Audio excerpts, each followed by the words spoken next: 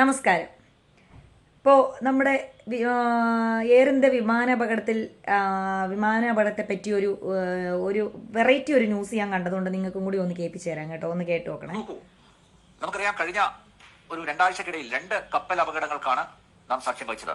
കേരള തീരത്ത് ഒരു വിമാന ദുരന്തം കൂടി നടന്നിരിക്കുന്നു. ടാറ്റയ്ക്കെതിരെ വലിയ പ്രക്ഷോഭവുമായിട്ട് പല കോണുകളിൽ നിന്നും ചിലരൊക്കെ രംഗത്ത് എത്തിയിട്ടുണ്ട്. ടാറ്റയ്ക്ക് എതിരെ ടാറ്റയാണ് ഓൺ ചെയ്യുന്നത് എയർ ഇന്ത്യ വിമാനങ്ങൾ. അപ്പൊ സ്വാഭാവികമായി അട്ടിമറി നമുക്ക് പ്രതീക്ഷിക്കാം. ആ സാധ്യത തള്ളിക്കളയാൻ ആവില്ല. നേരത്തെ ശ്രീ രഘുനാഥ് ചൂണ്ടിക്കാണിച്ചതുപോലെ മെയിന്റനൻസ് സ്റ്റാഫിൽ ഒരാൾ വിചാരിച്ചാൽ മതി പ്രശ്നങ്ങൾ ഉണ്ടാക്കാം. അട്ടിമറി സാധ്യത കേട്ടല്ലോ. നമ്മുടെ അഹമ്മദാബാദ് വിമാന അപകടത്തിൽ മരിച്ച 244 മൃതദേഹം പോലും തിരിച്ചറിയാൻ പറ്റാത്ത അവസ്ഥയിൽ അഹമ്മദാബാദ് ഹോസ്പിറ്റലിൽ കിടക്കുകയാണ്. ഉറ്റവരൊക്കെ വന്നിട്ട് DNA ടെസ്റ്റ് നടത്തി അന്ത്യകർമ്മമെങ്കിലും ചെയ്യാൻ വേണ്ടിയിട്ട്, അതായത് എൻ്റെ പ്രിയപ്പെട്ടയാൾ, എൻ്റെ അച്ഛൻ, എൻ്റെ അമ്മ അല്ലെങ്കിൽ എൻ്റെ സഹോദരൻ മരിച്ചുപോയി എന്നുള്ളതിൻ്റെ ഒരു തെളിവെന്ന് പറയുന്നത് നമ്മുടെ ശരീരമാണ്. അത് കൊണ്ടുപോയി വിശ്വാസപരമായിട്ടെങ്കിലും അവരുടേതായിട്ടുള്ള രീതിയിൽ അതിനെ അടക്കം ചെയ്യുക എന്നുള്ളൊരു ആ വിഷമ സാഹചര്യത്തിൽ രാജ്യം മുഴുവൻ നിൽക്കുമ്പോഴും ഇമാതിരിയുള്ള വാർത്തകളാണ് ടാറ്റയ്ക്കെതിരെ നടത്തുകയാണ്.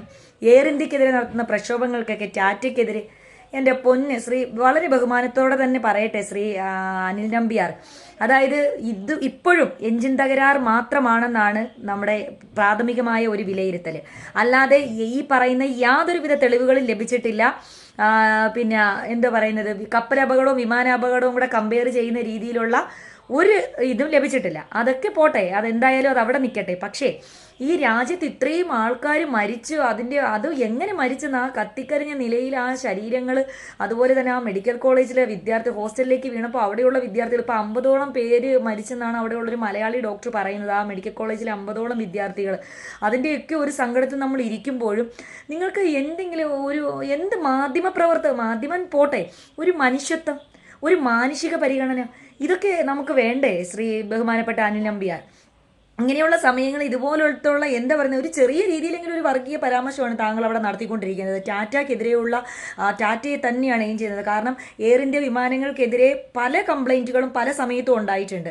ഇപ്പം തന്നെ ഈ ഒരു വാർത്ത വന്നതിന് ശേഷം എയർ ഇന്ത്യയെ പറ്റിയിട്ടുള്ള കംപ്ലൈൻറ്റുകൾ ഒരുപാട് പേര് ട്വീറ്റ് ചെയ്യുന്നുണ്ട്, പോസ്റ്റ് ചെയ്യുന്നുണ്ട്. ഫേസ്ബുക്കിലും ഇൻസ്റ്റഗ്രാമിലും ഒക്കെ പിന്നെ ഇതിനെ പറ്റിയിട്ടുള്ള കംപ്ലൈൻറ്റുകൾ പോസ്റ്റ് ചെയ്യുന്നുണ്ട്. ഇപ്പോൾ തന്നെ ഇതാ അവിടെയുള്ള എല്ലാ വിമാന കമ്പനികൾക്കെല്ലാം തന്നെ നമ്മുടെ ബഹുമാനപ്പെട്ട പ്രധാനമന്ത്രി നിർദ്ദേശം കൊടുത്തിട്ടുണ്ട്. എല്ലാ വിമാനങ്ങളും സർവീസ് ചെയ്യുകയാണ്, എല്ലാം ചെക്ക് ചെയ്യുകയാണ്. അടിയന്തര യോഗം വിളിച്ചുകൂട്ടി എന്താണെന്ന് അന്വേഷണം നടത്തണം. പ്രാഥമിക അന്വേഷണത്തിൽ കണ്ടെത്തിയ കാര്യങ്ങൾ മാത്രമാണ് പറയുന്നത്. അത് എഞ്ചിൻ തകരാറാണെന്ന് പറയുന്നുണ്ട്. എന്നിട്ട് ഒരു മെയിൻ്റനൻസ് സ്റ്റാഫ് വിചാരിച്ചാൽ മതി എന്ന് അട്ടിമറി നടക്കാൻ. നിങ്ങൾ ഈ വിമാനത്തിൽ അല്ലെങ്കിൽ ഈ ജോലി ചെയ്യുന്ന സ്റ്റാഫുകളെയൊക്കെ യാതൊരു തെളിവുമില്ലാതെ എന്തിൻ്റെ അടിസ്ഥാനത്തിലാണ് നിങ്ങൾ ഇങ്ങനെ അവരെയൊക്കെ പിന്നെ എന്താ പറയുന്നത്, വളരെ പേഴ്സണലായിട്ട് അവരൊക്കെ ചിലപ്പോൾ വളരെ ആത്മാർത്ഥതയോടുകൂടി ജോലി ചെയ്യുന്ന ആൾക്കാരായിരിക്കാം. അവരെയൊക്കെ താങ്കൾ എന്തിൻ്റെ അടിസ്ഥാനത്തിലാണ് താങ്കൾ അവരുടെയൊക്കെ ആ ഒരു ആത്മാർത്ഥതയെ ചോദ്യം ചെയ്യുന്നത്? അവരുടെ പ്രൊഫഷനാണ്, അവരുടെ ജോലിയാണ്, അവരുടെ ആഹാരമാണ്. താങ്കൾ എന്ത് തെളിവിൻ്റെ അടിസ്ഥാനത്തിലാണ് ഈ വസ്തുതാവിരുദ്ധമായ ഈ കാര്യങ്ങളൊക്കെ താങ്കൾ ഇരുന്ന് വിളിച്ചു പറയുന്നത്? ഒരു മെയിൻ്റനൻസ് സ്റ്റാഫ് വിചാരിച്ചാൽ മതി. അപ്പം നിങ്ങൾ ഈ അതിൽ വർക്ക് ചെയ്യുന്ന എല്ലാ സ്റ്റാഫുകളെയല്ലേ താങ്കൾ ആക്ഷേപിച്ചത്? അതുപോലെ തന്നെ എത്ര സ്റ്റാഫുകളാണ് അതിനകത്ത്, 12ഓളം സ്റ്റാഫുകൾ അതിനകത്ത് ഉണ്ടായിരുന്നു, അവരും മരിച്ചു. ഇതൊക്കെ താങ്കൾ ദയവായിട്ട് മനസ്സിലാക്കണം കേട്ടോ. പിന്നെ എയർ ഇന്ത്യ വിമാനത്തിനെതിരെയുള്ള കംപ്ലൈൻറ്റുകൾ ഓരോരുത്തർ പോസ്റ്റ് ചെയ്യുന്നത് പല തവണയും.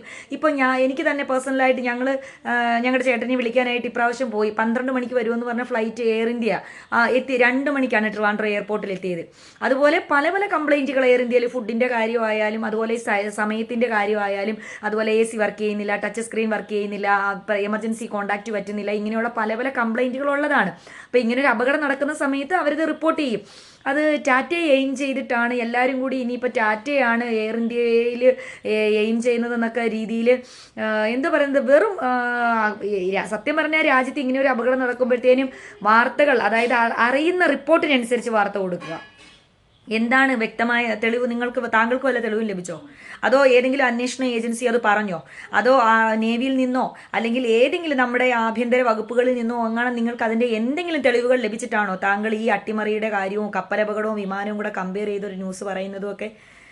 എൻ്റെ ബഹുമാനപ്പെട്ട ശ്രീ അനിൽ നമ്പ്യാർ നമ്മൾക്ക് മലയാളികൾ കൂടി നാണക്കേട് ഉണ്ടാക്കുന്ന രീതിയിലുള്ള മാധ്യമപ്രവർത്തനവും നടത്തരുത് കേട്ടോ. വളരെ ബഹുമാനത്തോടു കൂടിയും സ്നേഹത്തോടും കൂടിയും തന്നെ പറയുന്നത്. കാരണം മാധ്യമപ്രവർത്തനം നിങ്ങളുടെ ജോലിയാണ്, നിങ്ങളുടെയും തൊഴിലാണ്. നിങ്ങൾ ഈ പറഞ്ഞതുപോലെ ആ മെയിൻ്റനൻസ് സ്റ്റാഫില്ലേ, അവരുടെയും ജോലിയും തൊഴിലുമാണ്. അപ്പം നിങ്ങളുടെ ജോലിയെ ചോദ്യം ചെയ്യുന്നത് പോലെ തന്നെയാണ് നിങ്ങൾ അവരുടെ തൊഴിലിനെയും ചോദ്യം ചെയ്യുന്നത്. ഇനി അതിനകത്ത് വർക്ക് ചെയ്യുന്ന എത്രയോ പേർക്ക് ഇത് കേട്ട് കഴിഞ്ഞാൽ മെയിൻ്റനൻസ് സ്റ്റാഫ് ഒരാൾ വിചാരിച്ചാൽ മതി, അപ്പോൾ ഇനി ഈ മെയിൻ്റനൻസ് സ്റ്റാഫുകൾക്കൊന്നും ഇനി വർക്ക് ചെയ്യേണ്ട. ഇവരെല്ലാം എത്രയോ വർഷങ്ങളായിട്ട് ഒരു ദിവസം എത്ര വിമാനങ്ങളാണ് ഓരോ സ്ഥലത്ത് നിന്ന് ഓരോ എയർപോർട്ടിലേക്ക് നമ്മൾ ഈ ബസ്സും കാറും പോകുന്നത് പോലെ പോകുന്നത്. അതിൽ ഇടയ്ക്കൊക്കെയാണ് ഇങ്ങനെ ഒരു അപകടങ്ങൾ സംഭവിക്കുന്നത്. അത് മനഃപൂർവ്വം ആരും ക്രിയേറ്റ് ചെയ്യുന്നതാണെന്ന് ഞാനെന്നല്ല, നമ്മൾ ആരും വിശ്വസിക്കുന്നില്ല. അപകടങ്ങൾ ഇപ്പോൾ നമ്മൾ റോഡിൽ ഇറങ്ങിയാൽ അപകടം ഉണ്ടാവുന്നില്ലേ, ട്രെയിൻ അപകടം ഉണ്ടാവുന്നില്ലേ, അതുപോലെ വിമാന അപകടം ഉണ്ടാകുന്നു. പക്ഷേ അത് വരാതിരിക്കാനുള്ള എല്ലാ മുൻകരുതലുകളും ഈ കമ്പനികൾ, അതായത് ഈ എയർലൈൻസ് കമ്പനികൾ എടുക്കണം എന്ന് തന്നെയാണ് നമ്മുടെ ആഗ്രഹം. അപ്പോൾ അങ്ങനെയുള്ള കാര്യങ്ങൾ മാത്രമാണ് നമ്മളിവിടെ ചർച്ച ചെയ്യേണ്ടതും.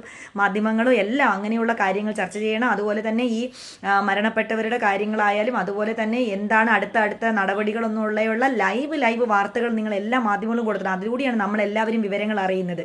അല്ലാതെ ഇതുപോലത്തുള്ള പരാമർശങ്ങളൊക്കെ നടത്തി വെറുതെ ദയവായിട്ട് ഞങ്ങൾക്ക് എല്ലാവർക്കും കൂടി, മലയാളികൾക്ക് എല്ലാവർക്കും കൂടി അപമാനം ഉണ്ടാക്കുന്ന രീതിയിലുള്ള വർഗീയ പരാമർശങ്ങൾ ഈ ഒരു സമയത്തെങ്കിലും ദയവായി താങ്കൾ ഒഴിവാക്കുക.